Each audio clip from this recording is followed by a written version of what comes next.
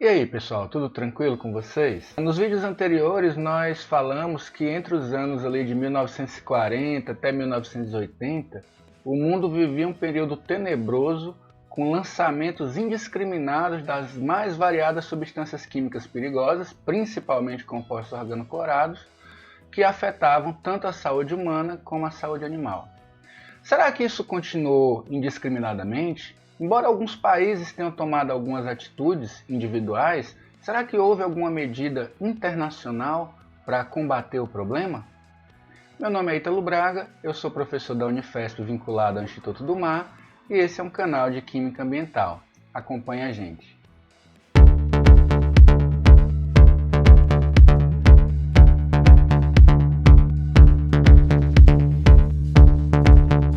Devido aos problemas relacionados ao uso do DDT, os Estados Unidos, em 1972, proibiram terminantemente o uso desse composto em território nacional, obviamente fazendo algumas concessões.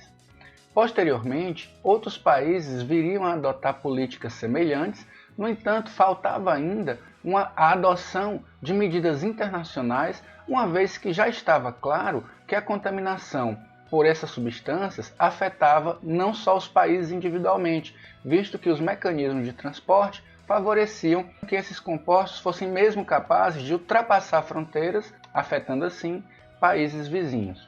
E a partir daí surgiu a ideia de se propor uma legislação internacional através de um instrumento conhecido como convenção, que pudesse de alguma forma mitigar ou reduzir o problema relacionado a esses compostos. Essa convenção seria a Convenção de Estocolmo, assunto do nosso vídeo de hoje. Em meados dos anos 60, já estava claro que os compostos organoclorados, tais como o DDT e os PCBs, representavam um grave problema ambiental. Essas fotos mostram anomalias tipicamente causadas pela exposição de organismos, sobretudo aves, a esses compostos. Nessa época, mais precisamente em 1962, a ambientalista e também bióloga marinha Rachel Carson publicaria o seu livro Silent Spring, que funcionou como um estopim para desencadear um movimento mundial que levou autoridades e cientistas a se tornarem cada vez mais preocupados com o lançamento de substâncias químicas no ambiente. Além de todos esses problemas sobre o ambiente, também já estava claro que esses compostos poderiam afetar a saúde das pessoas. Haviam já estudos conhecidos da acumulação de PCBs e DDT em sangue e leite materno de populações de esquimós, mas também de populações de países desenvolvidos que ficam em regiões mais ao norte do planeta, como por exemplo Suécia, Noruega e Dinamarca. Esses estudos também mostraram que possivelmente a exposição a esses compostos poderia trazer danos como a redução na contagem de espermatozoide, indução de câncer de mama, perda de coordenação motora e imunossupressão.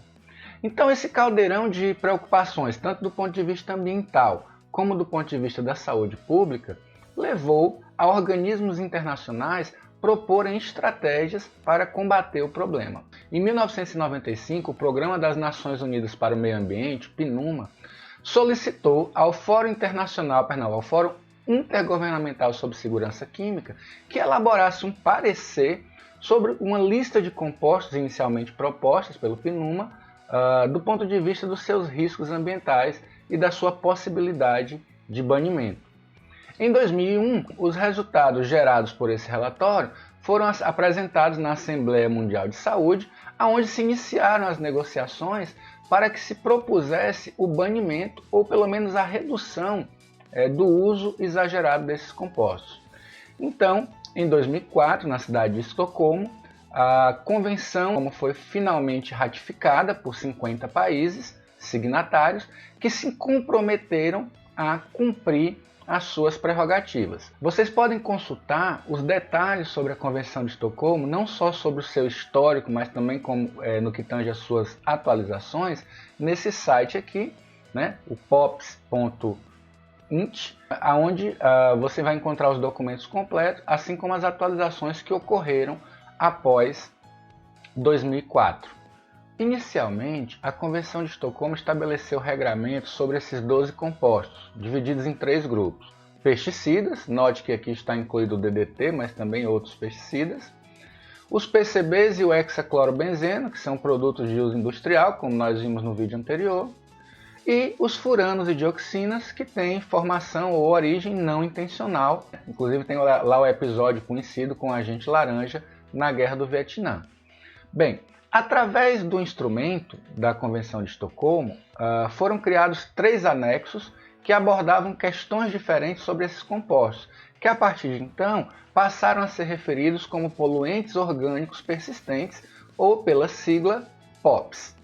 Então, o anexo A incluiria compostos que deveriam ser eliminados, sobretudo porque haviam substitutos mais seguros na época.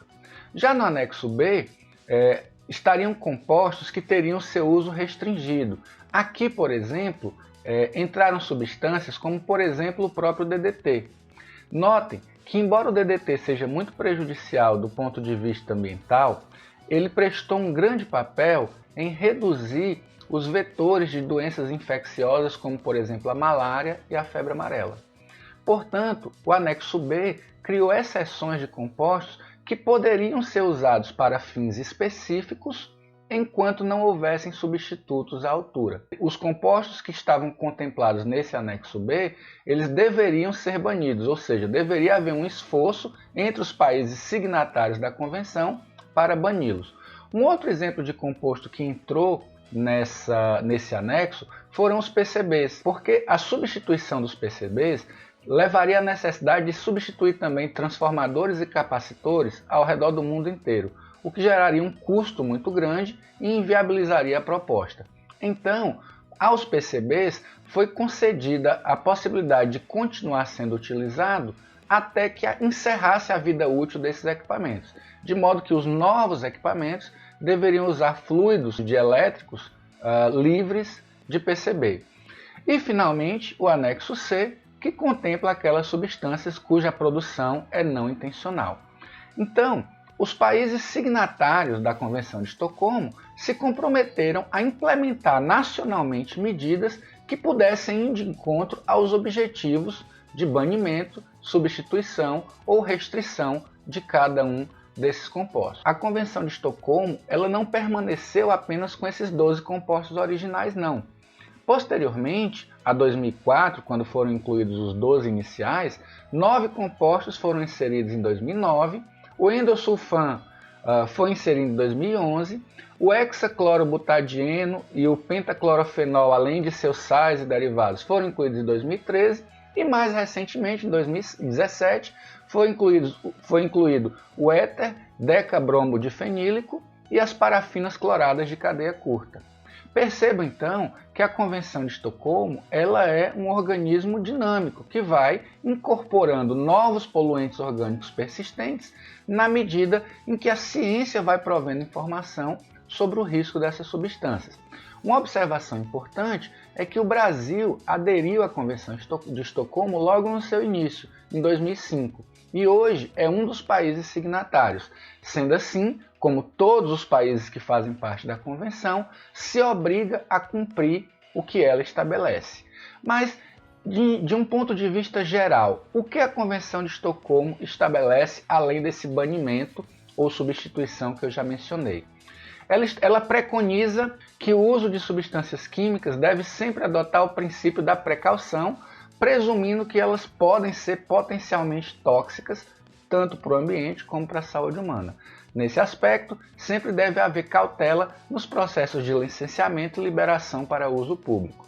Também, a Convenção de Estocolmo obriga os países membros a obrigações de financiamento, tanto para a pesquisa como para a infraestrutura que permita substituir os compostos utilizados.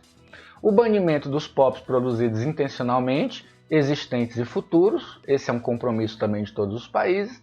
A eliminação dos subprodutos dos POPs, isso é um aspecto importante, mesmo que o composto não seja usado, ele depois pode originar metabólitos ou subprodutos que também têm potencial tóxico. A gestão e a deposição sustentável dos POPs naqueles países onde eles precisam continuar sendo usados. Por exemplo, no caso do DDT, os estoques do país precisam ser transparentes para que todos os membros da convenção possam entender que aquele uso é exclusivamente ou restrito àquele tipo de aplicação. Então esse conjunto de regramentos, né, produziu um avanço substancial na gestão dessas substâncias químicas e levou de fato a uma redução dos níveis acumulados dessas substâncias químicas, tanto em seres humanos como em matrizes ambientais. Então, a implementação de regramentos locais, assim como a implementação da Convenção de Estocolmo, os níveis ambientais e humanos dessas substâncias químicas começam a reduzir. No entanto, nós sabemos, como nós veremos no nosso próximo vídeo, que outros compostos passaram a ser usados e muitos deles também têm problemas. Como vocês puderam ver, mecanismos internacionais têm tentado gerenciar o uso desses compostos de modo a reduzir os seus aportes ambientais. Esse esforço é coletivo entre os vários países membros da Convenção de Estocolmo. No entanto, outras convenções têm sido produzidas no que tange a outras substâncias químicas que não sejam necessariamente poluentes orgânicos persistentes. Esse esforço global deveria ser apoiado pelo maior número de países possíveis, na medida em que o problema dos POPs não é local, é global, como vocês bem viram, considerando seus processos e mecanismos de transporte. Opa, pensaram que eu tinha esquecido a perguntinha, né? Esqueci não, tá aqui ela. Eu gostaria de saber quais os principais fatores que têm dificultado a implementação da Convenção de Estocolmo no Brasil. Dê uma pesquisadinha na internet que certamente vocês vão achar. E aí, achando, pode comentar o vídeo ou responder por e-mail se você for meu aluno. Grande abraço e até a próxima!